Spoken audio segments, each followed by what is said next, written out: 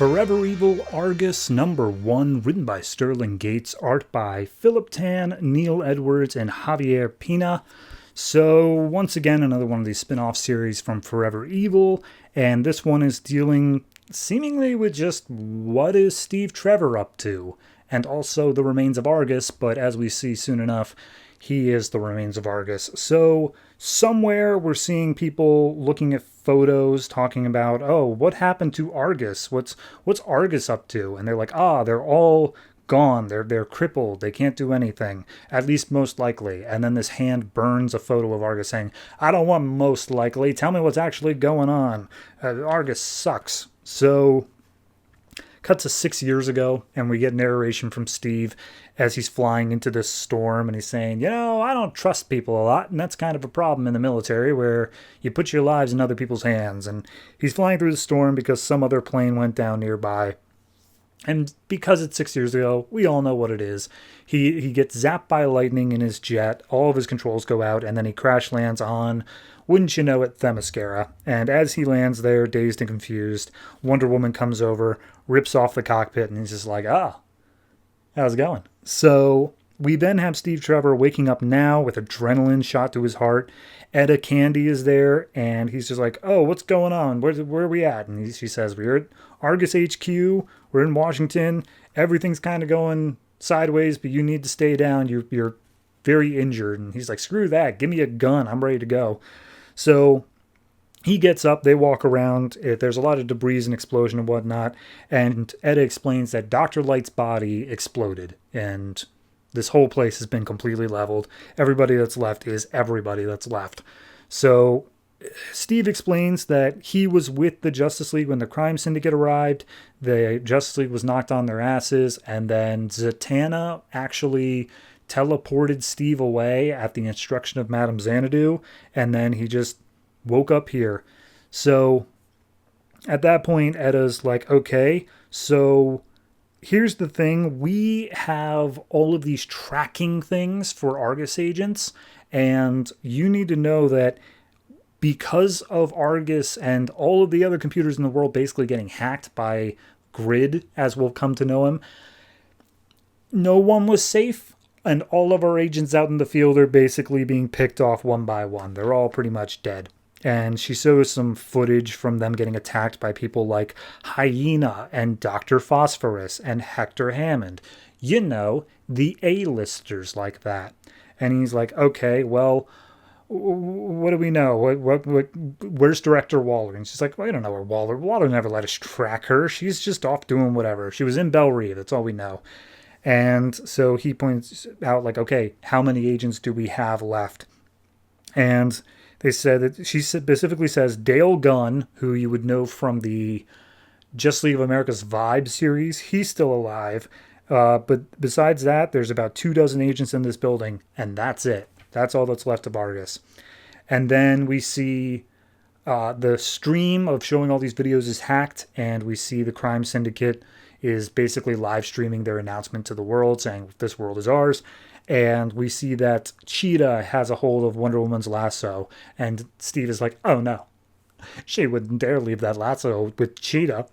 So we cut back 5 years ago, and we see, Wonder Woman's become a ambassador, and Steve is acting as sort of an emissary between them and Paradise Island, and they're in a romantic relationship. But then all of a sudden Steve is pulled away by the President of the United States, and we cut back to modern day where he's basically trying to see what technology can work in Argus. Not a whole lot of it's there. And then all of a sudden they get this little radio signal thing saying, back up, White House, Deathstroke, President needs evacuating. And that's it. That's all they got. So then Steve's like, well, this is my job. I'm going to go save the President of the United States from Deathstroke. So then we cut back to 5 years ago, and Steve's talking with definitely Obama. They don't call him that, but he's Obama. And he basically says, all right, here's the thing. You were around during the Darkseid thing, and so was the Justice League. I don't trust the Justice League. They have no accountability, and they just came up out of nowhere. So I am going to make this new thing called Argus. I'm going to put you in charge. You're going to be the liaison between the US government and Justice League. That's what Argus theoretically is for. But in actuality, you're going to be researching the Justice League and finding out everything you can about them. That's your job now. So, congratulations.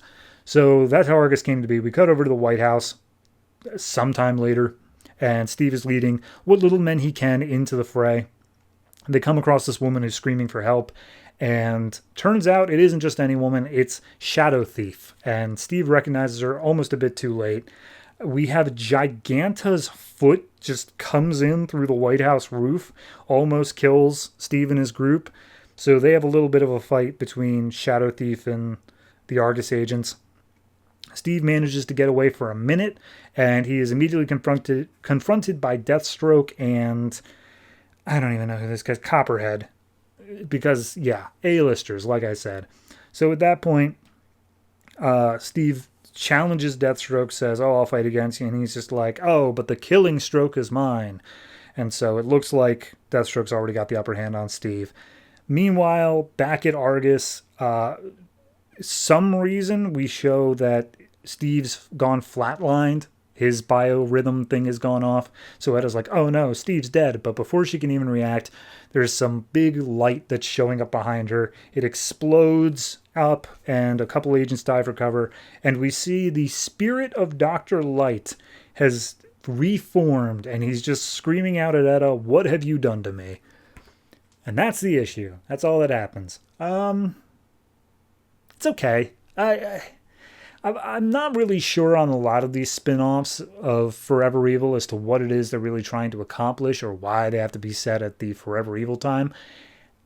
This one, it kind of just seems more like a restructuring thing more than an actual story being told. I think that they decided, okay, we had our fun with Argus. We did our little stuff of, they're investigating the Justice League, but we did all that. We've reached the point where now we need to make it so when the Justice League comes back, we've got a different structure in place. And it seems like that's all this is going to be, is Steve Trevor's going to be at the head of that. As for what the 6 issues are, got me. Maybe it's all just rescuing Obama. I doubt it, considering we're already in the White House, but something about Dr. Light's spirit is back. It's not showing its hand yet, but I'm sure that they've got a plan at the very least. Overall, I'd say this one is probably a 6. It's hard to say because so little actually happens in this issue. It's much more spent with just saying, hey, here's Steve Trevor of the New 52's backstory, just because we didn't really ever do that in any meaningful capacity. We showed like a couple of links, but for the most part, it's been kind of up in the air. So yeah, I'll say 6 for this. I'm not against it, but it's definitely clear this is not the A-tier book. There's a reason this one was pushed off to the 5th week.